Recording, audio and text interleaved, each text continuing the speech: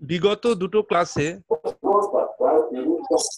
আচ্ছা আমি আবার তোমাদের রিকোয়েস্ট করছি, সবাই নিজের অডিও অফ রাখো, অর্থাৎ সবাই মিউট করে দাও, নইলে কিন্তু কিচ্ছু শোনা যাবে না। এখনো আমি নয়েজ আসছে আমার এখানে।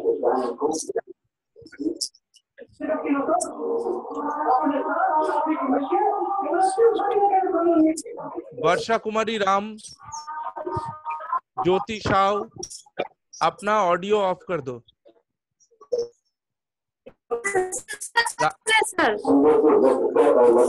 ज्योति साव, वर्षा कुमारी राम, सर कर रहे सर। ओके। अरे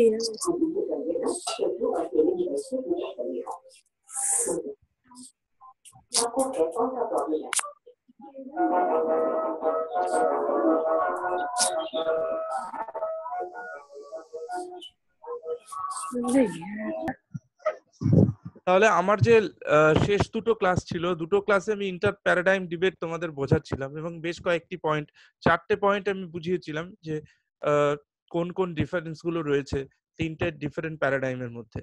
আমরা এই তিনটে প্যারাডাইম বলতে আমরা রিয়ালিস্ট প্যারাডাইম, লিবারেল প্যারাডাইম এবং তার সঙ্গে সঙ্গে গ্লোবালিস্ট প্যারাডাইম, এই তিনটে প্যারাডাইমের কথা বলছিলাম এবং তাদের মধ্যে যে ডিফারেন্স রয়েছে সেই ডিফারেন্স গুলো বোঝাবার চেষ্টা করছিলাম।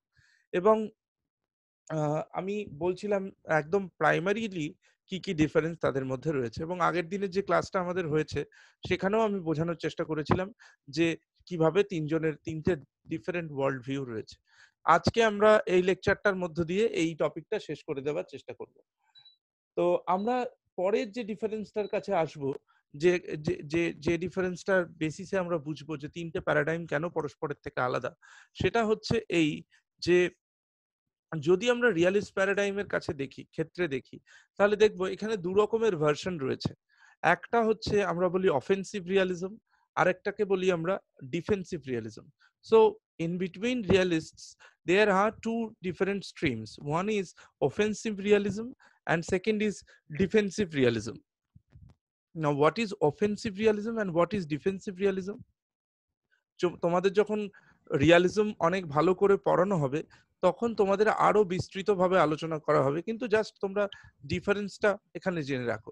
সেটা হচ্ছে যারা অফেন্সিভ রিয়ালিস্ট তারা যেটা মনে করে সেটা হচ্ছে যুদ্ধ, যে জিনিসটা যুদ্ধ, সেই যুদ্ধকে আমরা কোনো মতেই এড়াতে পারি না, যুদ্ধ ইনএভিটেবল এবং যুদ্ধ ঘটবেই। কিন্তু ডিফেন্সিভ রিয়ালিজম যেটা মনে, এবং সেইটার জন্য মনে করা হয় যে যুদ্ধ যেহেতু অবশ্যম্ভাবী সেই জন্য অস্ত্রীকরণ করে যেতে হবে, আর্মামেন্ট খুব প্রয়োজন। কিন্তু অন্যদিকে ডিফেন্সিভ রিয়ালিজম যদি আমরা দেখি তাহলে দেখবো যে শুধু আর্মামেন্ট নয়, আমরা শুধু অস্ত্র প্রতিযোগিতার মাধ্যমে যুদ্ধের দিকে অগ্রসর হবো তা নয়, যুদ্ধকে এড়ানোর জন্য আমরা একটা কালেকটিভ বার্গেনিং করে যেতে পারি, অর্থাৎ আমরা এক ধরনের ব্যালেন্স অফ পাওয়ার তৈরি করতে পারি, আমরা কমব্যাটিভ স্ট্র্যাটেজি নিতে পারি এবং এই কমব্যাটিভ স্ট্র্যাটেজির মাধ্যমে আমরা কিন্তু যুদ্ধকে ধীরে ধীরে মানে অ্যাভয়েড করার চেষ্টা করতে পারি।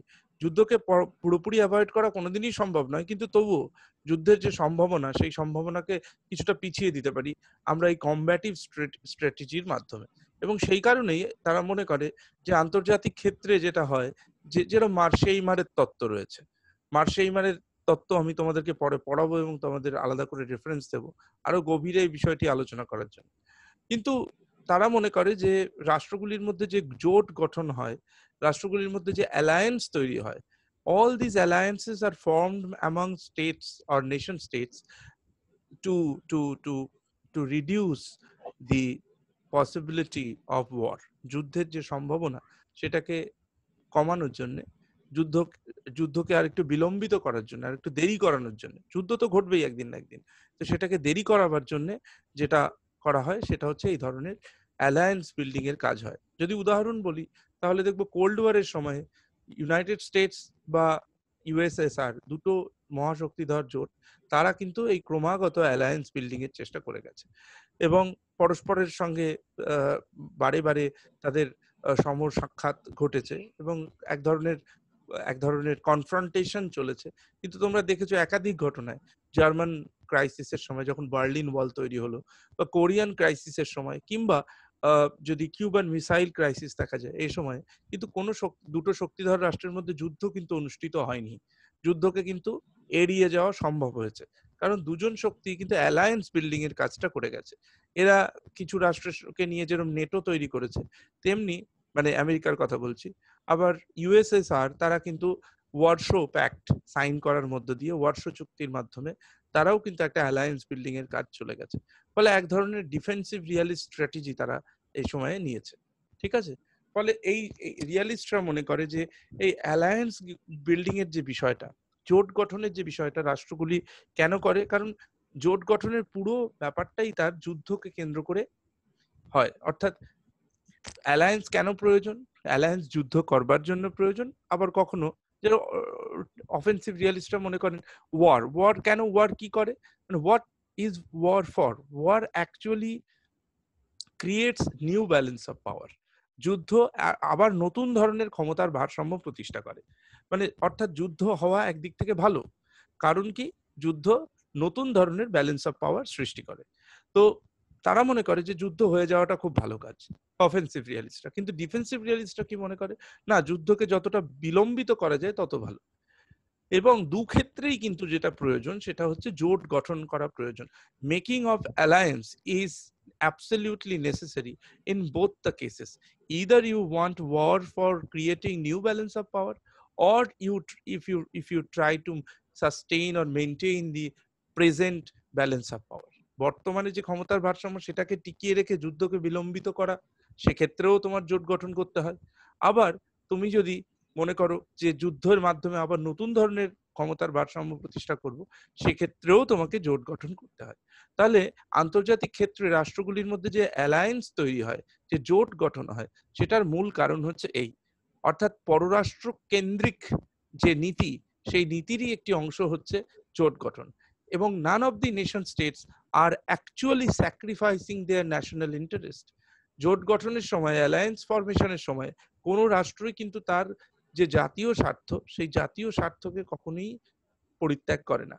মানে every state who are making alliances trying to protect their national interest, তাদের জাতীয় স্বার্থকে রাষ্ট্রগুলি সব সময় সুরক্ষিত রাখে এই অ্যালায়েন্স তৈরির ক্ষেত্রে। অনেকেই মনে করতে পারে যে আমেরিকার যে নেটো জোট, তাতে যারা দুর্বল রাষ্ট্রগুলি অংশগ্রহণ করেছিল, যেরকম পাকিস্তানের কি ইন্টারেস্ট ছিল সেখানে? ডেফিনেটলি ন্যাশনাল ইন্টারেস্ট ছিল, কারণ পাকিস্তান তখন নতুন স্টেট, নতুন সদ্য স্বাধীন রাষ্ট্র। Pakistan wanted money, so much money, financially they wanted to be uh, in a better position, as well as they wanted some military supports, weapons, etc. তারা এই যে অস্ত্র শস্ত্র ইত্যাদি সবই তাদের প্রয়োজন ছিল, এবং সেই প্রয়োজনীয়তা মেটাবার জন্য তাদের প্রচুর অর্থের প্রয়োজন ছিল, যে কারণে আমেরিকার সঙ্গে সুসম্পর্ক প্রতিষ্ঠা করা এবং আমেরিকার কাছ থেকে অর্থনৈতিক সামরিক সাহায্য পাওয়া তাদের খুব প্রয়োজন ছিল। সেই জাতীয় স্বার্থের কথা মাথায় রেখেই কিন্তু পাকিস্তান নেটোর জোটকে সমর্থন জানিয়েছিল। ভারত সেটা করেনি, ভারত কোনো জোটেই অংশগ্রহণ করেনি, নির্জোট আন্দোলনের পথ বেছে নিয়েছিল, এবং তাতে ভারতের লাভ হয়েছে না ক্ষতি হয়েছে সেটা ভাববার বিষয়। তো ওভারঅল যে বিষয়টা আমরা দেখলাম এখানে, যে জোট গঠন রাষ্ট্রগুলি এই যুদ্ধ কথা মাথায় রেখেই করে। আইদার যুদ্ধ পরে করব অথবা যুদ্ধ এক্ষুনি করব, কিন্তু জোট গঠনের সঙ্গে যুদ্ধের একটা সরাসরি সম্পর্ক আছে। কারা মনে করে? রিয়ালিস্টরা, বাস্তববাদী paradigm. On the other hand, if we look at the liberal paradigm, then we will find that they believe that making alliances is nothing but the result of the expansionism, expansion of market. So for the sake of economic relations, for the sake of financial relations, states are making alliances. রাষ্ট্রগুলি যে alliance তৈরি করে সেটা হলো মূলত for the sake of trade and business relations. ব্যবসা এবং বাণিজ্যিক স্বার্থকে সামনে রেখেই কিন্তু রাষ্ট্রগুলি পরস্পরের সঙ্গে জোট গঠন করে। রাষ্ট্রগুলি যে জোট গঠন করছে পরস্পরের সঙ্গে, তার কিন্তু কোনো কারণ যুদ্ধ নয়, বরং piece. Because a fruitful or sound relationship in terms of their trade and commerce is only possible if there is peace. If there is no peace, like কাশ্মীরের দীর্ঘদিন ধরে যেরকম একটা রেস্টলেস অবস্থা ছিল এবং কাশ্মীরে গোলাগুলি চলতো এবং কোনো পিস বলে কিছু ছিল না এবং সেখানে একটা কনফ্লিক্ট রিডন একটা এলাকা হিসেবে কাশ্মীর ছিল। তো সেখানে ব্যবসা বাণিজ্যের অবস্থা খুব খারাপ হয়ে গেছে। যে কোনো স্থানে যদি শান্তি বিরাজমান থাকে, if there is peace, then that will help trade and commerce, right? ব্যবসা বাণিজ্য তখনই, মার্কেট তখনই খুলবে যদি সেখানে শান্তি থাকে। কারণ করোনা ভাইরাসের জন্য কোথাও শান্তি নেই, ফলে ব্যবসা বাণিজ্য সব গুটিয়ে রয়েছে, কোথাও দোকানপাট খোলা পাওয়া যাচ্ছে না। Same thing. So if there is war, then there would be absolutely, I mean, massacre in terms of trade and commerce. সেই জন্য মনে করে লিবারেলরা যে ব্যবসা বাণিজ্যের স্বার্থে কিন্তু শান্তি প্রয়োজন, ওয়ার অপ্রয়োজন। যুদ্ধ হলে ব্যবসা বাণিজ্যের পক্ষে খুব খারাপ। এবং রাষ্ট্রের কাছে প্রধান নিয়ন্ত্রণ কি, এই প্রধান উদ্দেশ্য কি? কারণ লিবারেলরা মনে করে states are basically minimal states, তারা মিনিমাল স্টেটের ধারণায় বিশ্বাসী। এবং তারা বারবার আমি বলেছি যে it is not only the states but state as well as the non state actors are important in international relations. এবং সেই নন স্টেট অ্যাক্টরদের মধ্যে কারা পড়ে আমি বলছিলাম, যেরকম সেখানে রয়েছে এমএনসি, মাল্টিন্যাশনাল কর্পোরেশন, সেখানে রয়েছে টেররিস্ট অর্গানাইজেশন, সেখানে রয়েছে বিভিন্ন ওয়ার্ল্ড বডিজ গুলো, রিজিওনাল অর্গানাইজেশন এটসেট্রা। যেরকম আমরা তিনটে ব্রেটন-উড, তোমরা সবাই জানো ব্রেটন-উড কনফারেন্স হয়েছিল এবং ব্রেটন-উড কনফারেন্স থেকে তিনটে বডি তৈরি হয়েছিল। এই তিনটে বডি হচ্ছে ওয়ার্ল্ড ব্যাংক, দ্বিতীয়টা হচ্ছে আইএমএফ, ইন্টারন্যাশনাল মনিটারি ফান্ড, এবং 3 নম্বর যে জিনিসটা তৈরি হয়েছিল সেটা হচ্ছে জিএটিটি। এবং সেই গ্যাটি পরবর্তীকালে ওয়ার্ল্ড ট্রেড অর্গানাইজেশনে পরিণত হয় 1995 এর 1st জানুয়ারি। ঠিক আছে? অর্থাৎ এই যে বিষয়টা, অর্থাৎ তিনটে যে বডির কথা আমি বললাম, তিনটে ফিনান্সিয়াল ইনস্টিটিউশন ওয়ার্ল্ড ওয়াইড যাদের ডমিনেন্স রয়েছে, এই তিনটে ফিনান্সিয়াল অর্গানাইজেশন কি চায় যে রাষ্ট্রগুলির মধ্যে স্পেশাল ইকোনমিক জোন প্রতিষ্ঠিত হোক, রাষ্ট্রগুলির মধ্যে বিশেষ অর্থনৈতিক সম্পর্ক প্রতিষ্ঠিত হোক প্রতি মুহূর্তে। আবার একটা নয়েজ আসছে, দেখি কোথা থেকে আসছে।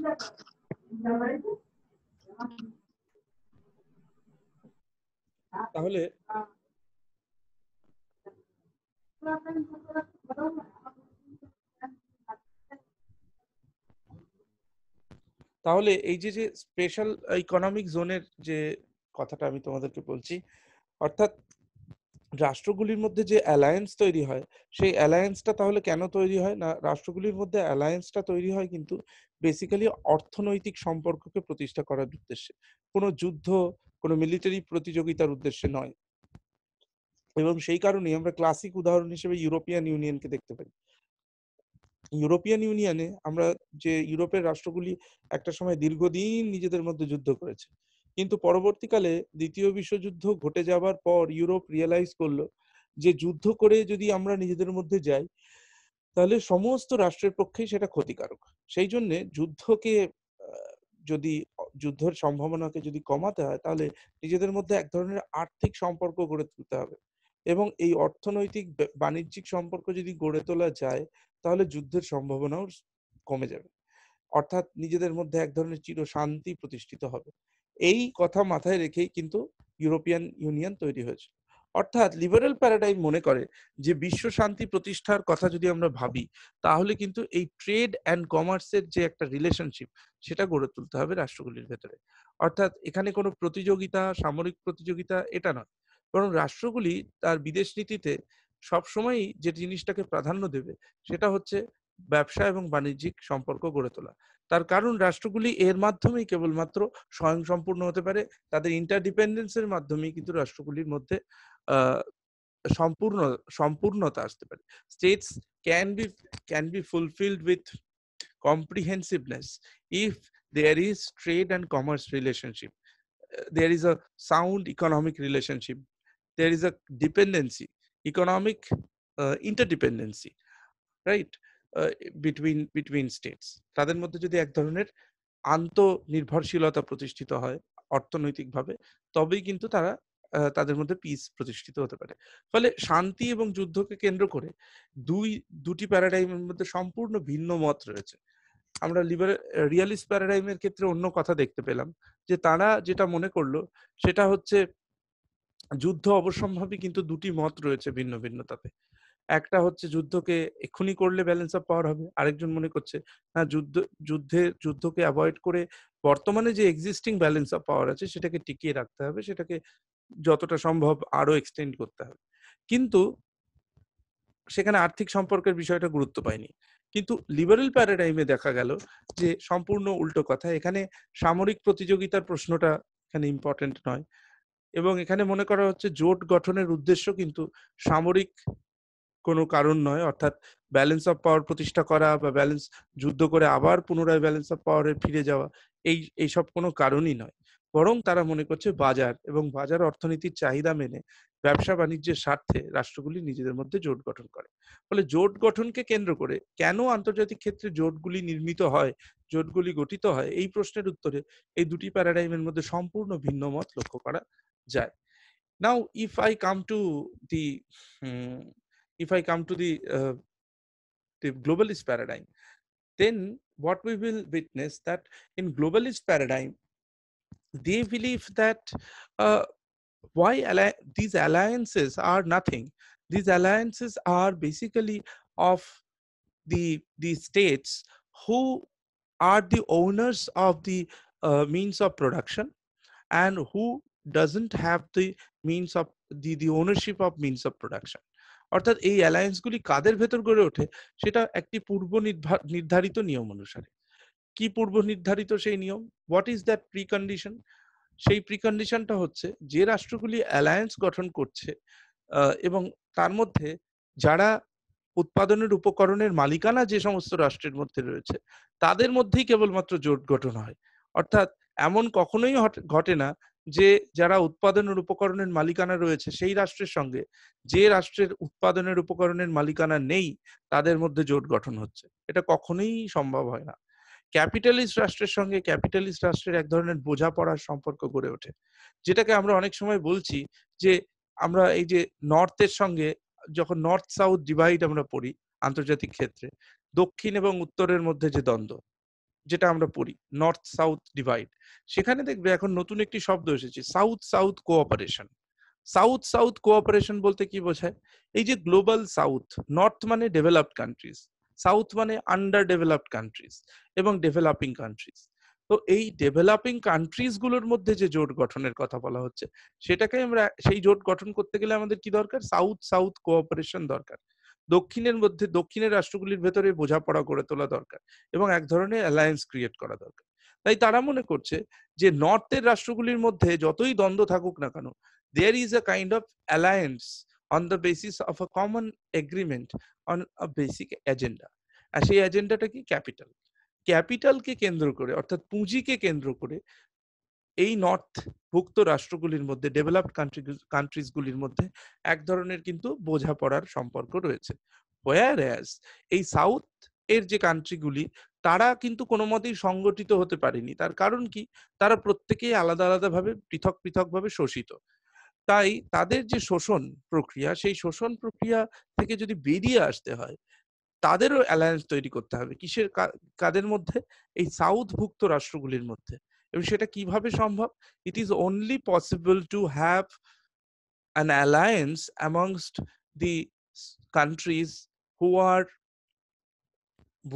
encircled within this global south through south-south cooperation. If there is south-south cooperation, then obviously there would be an alliance amongst these south countries, এবং only then they can challenge the north hegemony. নর্থের যে hegemony, সেটাকে তখনই challenge করতে পারবে তারা if there is a sound south south cooperation. যদি একটা এফেক্টিভ সাউথ সাউথ কোঅপারেশন হয়, তখনই কিন্তু এই অ্যালায়েন্স গঠনটা সম্ভব হবে। তো এই পয়েন্ট দিয়ে আমার ইন্টার প্যারাডাইম ডিবেট শেষ হলো। আমি 5টা পয়েন্ট অফ ডিফারেন্স বুঝিয়েছি। ফার্স্টে আমি তোমাদেরকে যেটা বলেছিলাম, all these 3 different paradigms have 3 different images, তাদের প্রত্যেকের একটা ইমেজ আছে, আলাদা আলাদা পৃথক পৃথক ইমেজ আছে। এবং সেই পৃথক পৃথক ইমেজ গুলো কি কি না, লিবারেলদের যেরকম কবওয়েব, সেরকম ভাবে রিয়ালিস্টদের বিলিয়ার্ড বোর্ড, এবং সেরকম ভাবে যদি গ্লোবালিস্টদের দেখি অক্টোপাস।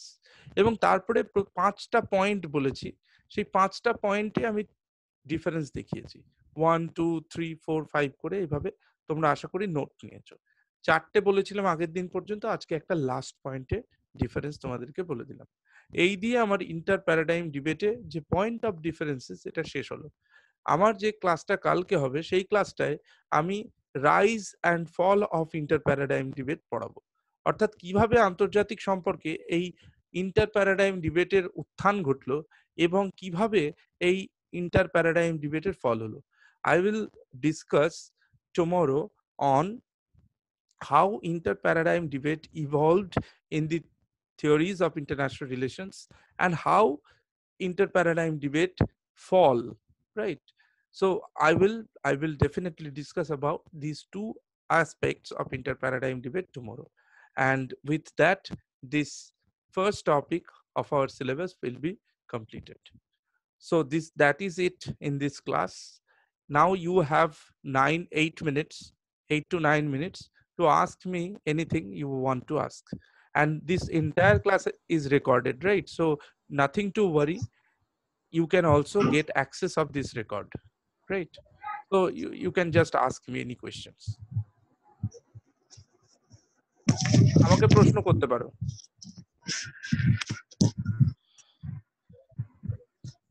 স্যার আগের দিন একটা কোয়েশ্চেন করা হয়নি যে গ্লোবালিস্টরা লিবারাল ডেমোক্রেসি সম্পর্কে কি মনে করেছিলেন, মানে ওই পয়েন্টটা আমি মিস করে গেছিলাম। কি কি প্রসঙ্গে? লিবারাল ডেমোক্রেসি সম্পর্কে? হ্যাঁ হ্যাঁ, রাইট। গ্লোবালিস্টরা আসলে গ্লোবালিস্টরা লিবারাল ডেমোক্রেসি সম্পর্কে মনে করে যে লিবারাল ডেমোক্রেসির সঙ্গে যে বিষয়টা জড়িত সেটা হচ্ছে গ্লোবাল ক্যাপিটালিজম। অর্থাৎ লিবারাল ডেমোক্রেসি কে ক্যাপিটালিজমের বাইরে কল্পনা করা যায় না।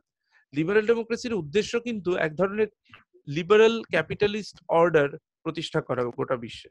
এবং এই লিবারাল ক্যাপিটালিস্ট অর্ডার যদি গোটা বিশ্বে প্রতিষ্ঠিত হয় বা যেটা প্রতিষ্ঠিত হয়েছে সেটাকে যদি সাস্টেইন করা যায়, তাহলে রাষ্ট্রগুলি, যে রাষ্ট্রগুলি আন্ডার ডেভেলপড রাষ্ট্র, তারা কিন্তু এই শোষণ প্রক্রিয়া থেকে কখনোই বেরিয়ে আসতে পারবে না।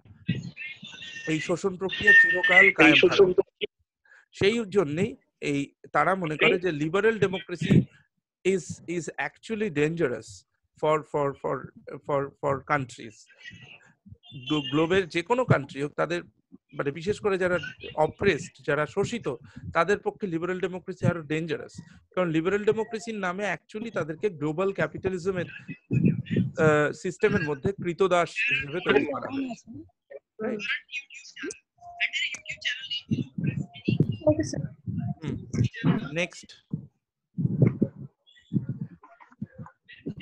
আচ্ছা, তোমাদের না একটু দায়িত্বশীল হতে হবে। তোমাদের যাদের বাড়িতে টেলিভিশন চলছে বা কোনো আওয়াজ আসছে, তাদেরকে অবভিয়াসলি একটু দায়িত্ববান হতে হবে।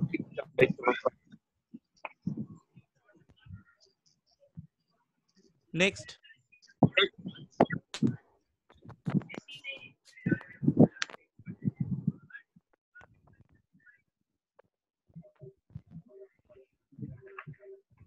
सर एक बार और ग्लोबलिस्ट आवाज नहीं आ रही है। लास्ट पॉइंट बताए थे उसको एक बार और एक्सप्लेन करिएगा। हेलो। हाँ हाँ, I can hear you now. आप जानना चाहते? हाँ hello, I can hear you, मैं सुन सकता हूँ। आप जानना चाहते हैं कि ग्लोबलिस्ट। सर लास्ट डिबेट, हाँ डिबेट, इसका लास्ट पॉइंट ग्लोबलिस्ट का पॉइंट है ना। उनका कहना है, ग्लोबलिस्ट का कहना है कि ये जो हम सर जो लास्ट डिबेट बता, हाँ हाँ हाँ, ग्लोबलिस्ट का कहना है कि ये जो मतलब गुट तैयार होती है इंटरनेशनल सिस्टम में, अलायंस बनते हैं, अलायंस बनने का कारण कोई अलग है। मतलब जैसे रियलिस्ट का कहना जो है वैसा नहीं है, या फिर लिबरल का जो कहना है कि क्यों अलायंस बनते हैं वो भी सही नहीं है। सही जो है, जो मानते हैं ग्लोबलिस्ट लोग, उनका कहना है कि ये जो अलायंसेस होते हैं वो पहले से ही निर्धारित होती है। क्या है वो ये है कि कोर जो कंट्रीज होते हैं इंटरनेशनल सिस्टम में, मैंने पहले ही बताया था, कोर कंट्रीज होते हैं और पेरिफेरल कंट्रीज होते हैं। तो ये जो कोर कंट्रीज होते हैं जो कि कैपिटलिस्ट कंट्रीज है, उन्हीं के बीच में चाहे कितना भी उनके बीच में कोई डिफरेंस हो ना, उससे कोई फायदा, उससे कोई मतलब नहीं, फिर भी अगर अलायंस होते हैं तो उन्हीं के बीच में होते हैं। वैसे ही क्योंकि उनके बीच में एक अलायंस है, इसीलिए क्या होता है कि ये जो ग्लोबल कैपिटलिस्ट सिस्टम है जो कि रिप्रेसिव है, जो कि एक्सप्लॉयटेटिव है, शोषण होती है जिसके जरिए, वो कायम रहती है। इसका मतलब है ग्लोबल कैपिटलिज्म कायम होने के पीछे एक प्रधान कारण है कि जो कोर कंट्रीज है, जो कैपिटलिस्ट कंट्रीज है, उनके बीच में एक अलायंस है, उनके बीच में एक समझौता है। तो इस समझौते को तोड़ने के लिए, इस हेजिमोनी को तोड़ने के लिए, ये जो वर्चस्व है इसको तोड़ने के लिए जो चाहिए वो है जो साउथ कंट्रीज है उनके बीच एक कोऑपरेशन हो। साउथ कंट्रीज का मतलब होता है जो कि अंडर डेवलप्ड कंट्रीज है, जो कि शोषित है, जिनको शोषण किया जाता है, वो कंट्रीज, उनके बीच में अगर इस तरीके का गुट हो, इस तरीके का एक अलायंस हो, जिसको हम बोलते हैं कि साउथ साउथ कोऑपरेशन के जरिए ये हो सकता है। दक्षिण और दक्षिण के बीच में अगर वो समझौता हो, दक्षिणी राष्ट्रों में अगर समझौता हो, तो उस समझौते से हम क्या कर सकते हैं, वो जो वर्चस्व है कोर कंट्रीज के, और वो जो जिनके पास उत्पादन के जो प्रक्रिया है उसका ओनरशिप जिसके पास है, उसके अगेंस्ट में अगर इस वर्चस्व को अगर तोड़ दिया जाए, इस समझौता जो है उनके बीच में उसको अगर तोड़ दिया जाए साउथ साउथ कोऑपरेशन के जरिए, तब भी संभव है कि ग्लोबली एक इक्वलिटी का प्रतिष्ठा हो। तो ग्लोबली इक्वलिटी को प्रतिष्ठा करने के लिए ये बहुत इंपॉर्टेंट चीज है, ये गुड फॉर्म करना। ठीक है, thank you sir. Anything else? और 2.5 मिनट बाकी है। सर सामने में बहुत प्रॉब्लम हो रहा है, मतलब क्या प्रॉब्लम? हाँ, तुम्हारा आवाज ठीक से नहीं आ रहा है। सर वो नेटवर्क प्रॉब्लम। आप अपना वीडियो ऑफ करके देख हाँ सकते सर, हो। नेटवर्क बहुत ज्यादा। हाँ ठीक है, कोई प्रॉब्लम नहीं है उससे। मैं जो ये पूरा लेक्चर रिकॉर्डेड है, तो आप कभी भी बाद में भी ले सकते हैं, इसका एक्सेस कर सकते हैं। जब नेटवर्क ठीक हो जाए तब भी आप इसका एक्सेस कर सकते हो।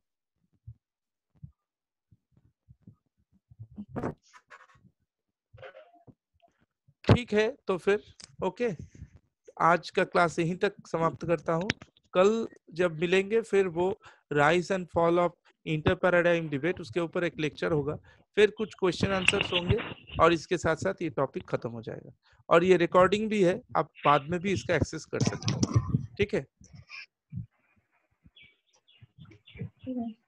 Okay okay sir. Okay, okay sir, thank you. Welcome. Thank you sir. Sir शुभ नववर्ष। शुभ नववर्ष, शुभ नववर्ष।